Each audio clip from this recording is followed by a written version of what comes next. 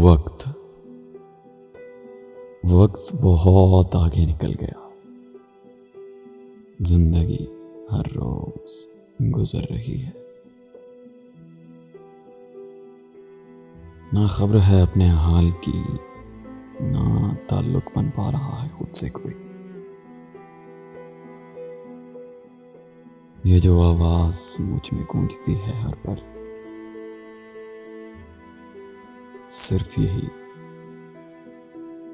यही अपनी सी लगती है। ये लफ्ज हर जगह सुनाई देते हैं।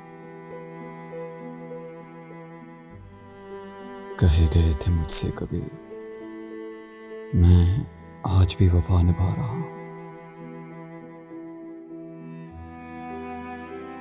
कहना है किसी से बहुत कुछ, लेकिन